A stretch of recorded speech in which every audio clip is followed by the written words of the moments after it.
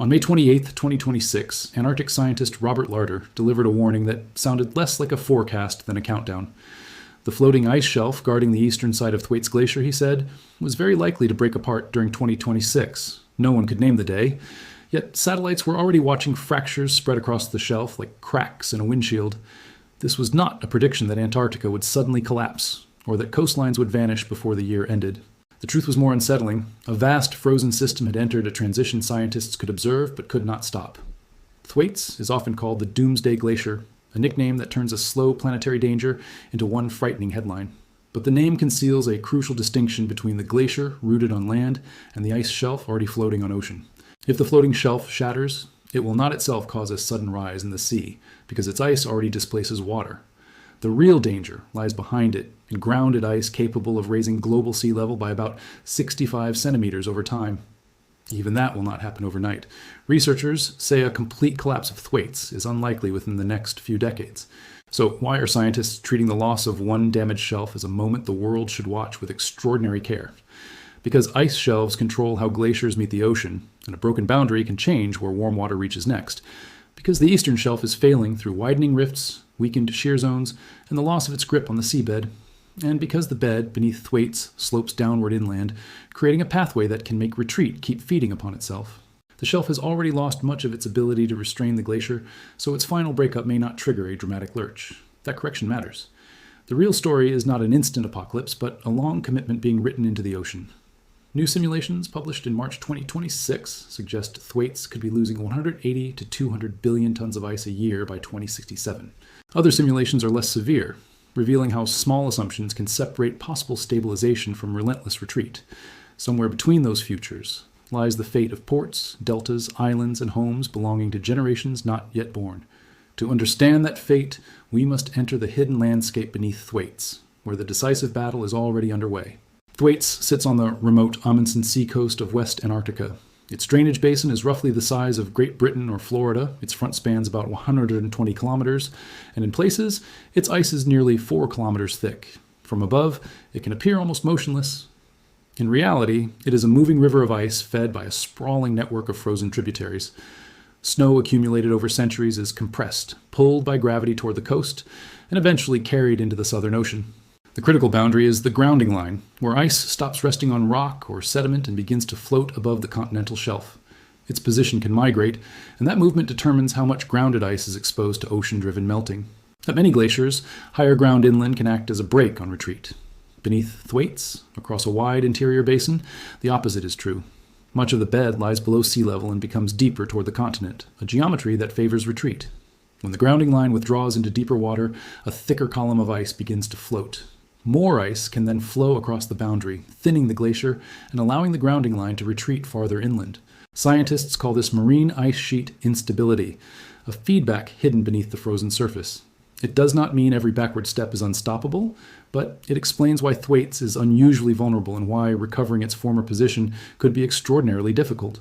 Floating ice shelves can slow that process. They push against embayments, neighboring ice, and high points on the seabed, producing resistance that is transmitted upstream like pressure against the end of a crowded line.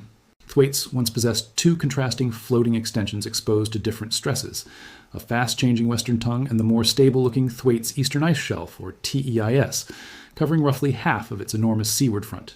The word stable survived longer than the stability itself. Since 2016, satellite imagery has shown fractures and rifts spreading through the eastern shelf, especially along the shear zone where streams of ice move at different speeds. Each Antarctic spring, from roughly September through November, some rifts widened more quickly. The pattern was seasonal, but the damage accumulated, turning lines that once absorbed stress into weaknesses capable of reorganizing the shelf.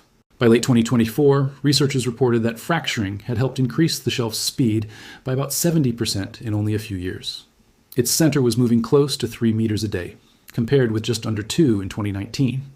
Satellite pictures began showing open gaps, rotating blocks, and lanes filled with broken ice. These were not cosmetic scars. They revealed that sections of the shelf were losing the ability to transfer force as one coherent plate.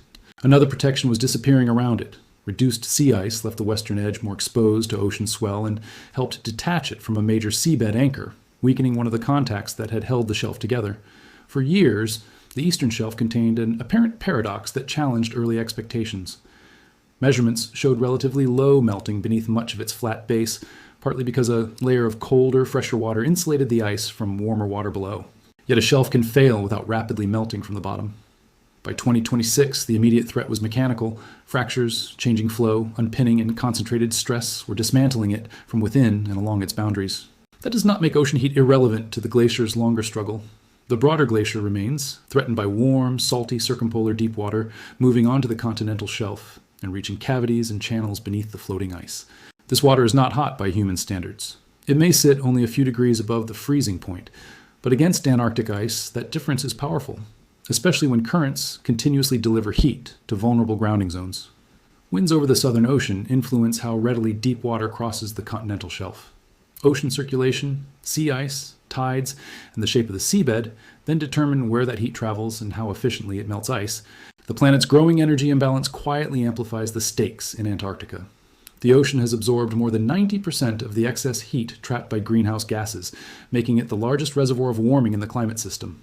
To see what that heat was doing, scientists drilled through roughly 600 meters of ice and lowered a slender robot named Icefin into darkness. Its cameras and sensors entered a world no satellite could directly observe. Beneath flat sections, melt was slower than expected. But vertical steps, terraces, and crevasse walls were melting much faster, showing how the shape of the ice can focus ocean heat where fractures are already forming. Radar observations later revealed seawater being pushed by tides several kilometers beneath grounded ice through a dynamic intrusion zone, in places reaching as far as roughly 10 kilometers inland from the conventional grounding line boundary. That discovery complicated every clean diagram. The meeting place between glacier and ocean was not a narrow fixed line, but a shifting zone where seawater could enter, retreat, and transfer heat beneath ice still touching the bed. Channels carved into the seafloor guide warm water toward this hidden frontier. Ridges, troughs, and patches of sediment can slow or redirect retreat, which is why knowing the landscape below matters as much as measuring the surface above. The seabed also preserves a history unavailable in any human archive. Evidence from sediment cores indicates that the modern retreat of Thwaites and neighboring Pine Island Glacier began in the 1940s, decades before continuous satellite observation existed. One leading explanation points to an extreme El Niño and rapid swings between El Niño and La Niña conditions. Those events may have changed winds and ocean circulation enough to dislodge ice from a stabilizing contact. That initial trigger should not be confused with the forces sustaining retreat today. Natural variability may have opened the door, while persistent ocean conditions, feedbacks within the ice, and long-term warming have kept it from closing. Since then, Thwaites has thinned, accelerated, and withdrawn across a front wider than many cities. Measurements suggest it now loses roughly 50 billion tons more ice each year than snowfall replaces, although annual losses fluctuate with weather and ocean conditions. Since the beginning of the century, the cumulative net loss has exceeded 1 trillion tons. The number is difficult to picture, but its meaning is simple. Land ice that once sat above the ocean is now adding water to it. Thwaites alone has been credited with around 4% of the present rate of global sea level rise. The wider Amundsen Sea sector has accounted for roughly 8% in recent assessments, despite being almost entirely absent from everyday human life. If all the grounded ice currently drained by Thwaites were eventually lost, global mean sea level would rise about 65 centimeters. That is the source of the glacier's fearsome reputation, but it is not the upper limit. Thwaites helps hold back neighboring parts of the marine-based West Antarctic ice sheet through shared basins and flow boundaries. Over much longer timescales, widespread destabilization there contains more than 3 meters of potential global sea level rise. This does not mean 3 meters are scheduled, inevitable, or imminent. It means Thwaites is connected to a larger reservoir, and decisions made during this century can influence the rate and extent of changes unfolding for centuries. The distinction between possibility and timing is where public understanding often fails. A shelf may break in months, a glacier may retreat for decades, and an ice sheet may respond for centuries, yet all belong to one chain. Global sea level is already rising faster. Satellite records show that the annual rate roughly doubled from about 2.1 millimeters in 1993 to around 4.5 millimeters by 2024, driven mostly by melting land ice and warming seawater. A few millimeters per year can sound trivial until they accumulate beneath every storm surge and high tide. Higher starting water turns rare floods into frequent ones and allows waves to reach roads, aquifers, sewers, and homes. The change will not be identical everywhere. Gravity, ocean circulation, winds, and the vertical movement of land redistribute water, so some coastlines experience more than the global average, while areas near shrinking ice can experience less. This is the background against which two major simulations appeared in March 2026, after years of model development.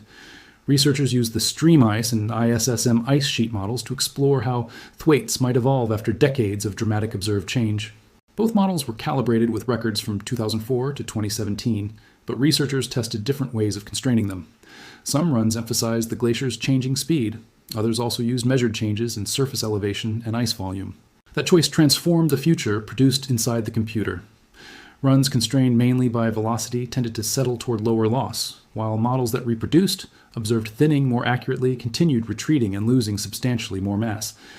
In the higher loss projections, annual loss reached roughly 180 to 200 billion tons by 2067, an amount comparable to the present mass imbalance of the entire Antarctic ice sheet, concentrated in one glacier system. Those simulations were concerning because they best matched the volume above flotation loss already observed. Ice above flotation is the portion that matters directly for sea level, so reproducing it is a demanding reality check. But a model is not a time machine. Results depend on bed friction, ice physics, ocean forcing, future climate, and how observations are used. The range is evidence of uncertainty, not permission to choose whichever answer feels comforting. The lower loss runs matter too, because disagreement can reveal missing physics. They show that stabilization remains physically possible under some assumptions, and they identify the processes scientists must measure before confidence in any single trajectory can become stronger. This is why fieldwork at Thwaites is not a ceremonial expedition to confirm a predetermined disaster. Satellites, aircraft, radar, ocean instruments, autonomous vehicles, sediment cores, and GPS stations are testing competing explanations in real time. The past provides one of the sharpest tests. Parallel ridges on the seabed, record moments when the grounding zone retreated more than 2 kilometers a year, roughly twice some modern rates during brief episodes in recent centuries. Those marks do not prove the same acceleration will occur tomorrow. They prove the system is capable of moving faster than humans have directly witnessed, once the right ocean conditions and bed geometry align. At the same time, another feared mechanism now appears less likely to dominate this century than once imagined. Improved modeling has weakened the case for an immediate, unstoppable chain of towering ice cliffs collapsing as soon as shelves disappear. That is good news, but it is narrow good news. Researchers still expect Thwaites to retreat and its losses to increase. Removing one extreme scenario does not remove the well-supported danger unfolding through ordinary ice flow and ocean melt. The same nuance applies to the eastern ice shelf. Earlier explanations often described it as a giant cork or doorstop whose removal would instantly unleash the glacier behind it. Newer evidence shows the shelf's restraint has already weakened greatly. Modeling published before the anticipated breakup found that completely removing the shelf produced only a limited immediate change in total Thwaites flow. That result sounds reassuring, until we ask what the shelf's disappearance changes beneath the surface. Fragmentation can open new routes for ocean water, alter sea ice formation, remove remaining local resistance, and reshape the calving front. These effects may influence retreat even without a cinematic, instantaneous surge visible from space. Scientists will not know the full response until they observe it. The event is therefore both a physical transition and a rare natural experiment, offering a chance to test how a major glacier behaves after losing a long-lived boundary. Satellites can now follow that transition almost daily when weather and orbit allow. They measure velocity, elevation, rift growth, calving, and grounding line movement, converting a place humans rarely visit into one of Earth's most closely watched frontiers. If the shelf disintegrates, the images may be spectacular: cracks linking, blocks rotating, and a mosaic of ice drifting into the Amundsen Sea. Yet the most important changes may occur invisibly, far below and far inland. There will be no Antarctic tsunami racing towards cities, and no measurable overnight jump in household tides. Floating ice already displaces approximately its own weight of seawater, like an ice cube in a filled glass. What matters is the grounded ice that follows. If changes at the coast allow more of it to cross the grounding line, the added loss accumulates year after year, quietly raising the baseline beneath storms around the world. The pace determines how much time societies have. A centimeter arriving earlier can force defenses to be raised sooner, shorten the life of drainage systems, and increase the number of people facing damaging floods. For low-lying islands and deltas, the threat is not an abstract future shoreline. Salt can contaminate freshwater and farmland before land remains permanently submerged, while repeated flooding can make insurance, repair, and ordinary life unaffordable. Major ports, power stations, subway tunnels, hospitals, and wastewater plants were built around historical water levels. Many last for generations, so plans made now will still be operating while today's glacier changes reach distant coasts. Adaptation can reduce damage through barriers, restored wetlands, elevated buildings, redesigned drainage, and carefully managed retreat tailored to local conditions. But every additional increment of sea level rise makes those choices more expensive and more socially disruptive. Cutting greenhouse gas emissions cannot rebuild the cracked eastern ice shelf in 2026. It can, however, reduce future ocean and atmospheric warming, lowering the risk of pushing broader Antarctic systems toward faster and more sustained loss. Some retreat may continue even under strong mitigation because oceans and ice sheets respond slowly. That delay is not proof that action fails. It is the reason early action matters before additional change becomes committed. Nor is Thwaites evidence that scientists are artificially melting Antarctica. Drilling holes and deploying robots disturb microscopic fractions of the shelf. The energy driving regional change comes from ocean circulation acting across thousands of square kilometers. The honest account also avoids blaming every historical shift on a single cause. El Niño may have helped initiate retreat in the 1940s, while human-driven warming increasingly loads the climate system in which future extremes and feedbacks operate. Equally misleading is the claim that Thwaites will completely collapse this year. Experts expect no such event in the next few decades. What may be imminent is the breakup of one floating extension, not the disappearance of the glacier. Yet dismissing the story because full collapse could take centuries is another form of distortion. Long-lived infrastructure, national borders, cultural homelands, and family decisions all extend into a future being shaped by today's warming. Antarctica teaches an uncomfortable lesson about time. A cause can occur within one generation. The clearest damage can arrive in another, and the final adjustment can continue long after everyone responsible is gone. This is why researchers keep returning despite violent weather, months of darkness, crevasses, and extreme isolation. Each measurement reduces the space in which dangerous surprises can hide and improves the forecasts coastal communities must use. They still need to know how warm water will vary, which seabed ridges can slow retreat, how sediments deform, how subglacial water lubricates the bed, and how damage evolves through ice that no instrument can watch everywhere. Beneath parts of Thwaites, soft sediment may allow rapid sliding. Elsewhere, harder rock can provide temporary resistance. A difference of only a few kilometers in bed shape can redirect flow and alter a model's projection decades later. Water beneath the glacier adds another hidden network. It can change pressure and friction at the bed, drain in pulses, or collect in lakes, coupling the interior of the ice sheet to events at the distant grounding zone. No single expedition will solve that system. The achievement is the growing chain of evidence. A robot beneath the shelf, radar above it, ancient mud offshore, and mathematical models forced to answer to every observation. The price of that knowledge is tiny beside the price of being surprised. Coastal defenses and relocations require decades of planning. Uncertainty becomes most dangerous when it is used as an excuse to wait for certainty that cannot exist. Robert Larter's 2026 warning was therefore not a declaration that doomsday had arrived. It was a marker, a feature mapped for generations, appeared to be approaching the final stage of a documented structural failure. When the eastern ice shelf finally breaks, the dramatic image will travel faster than the science. The responsible response is neither panic nor indifference, but attention to what the event reveals about the system behind it. Thwaites is not a bomb with a timer. It is a vast, wounded machine whose gears are ocean heat, fractured ice, buried rock, and time, and whose output is measured along every inhabited coast. Its final barrier may disappear in a season, but the choice of how much follows it will echo through coastlines for centuries. Antarctica is distant, yet none of us lives beyond its reach.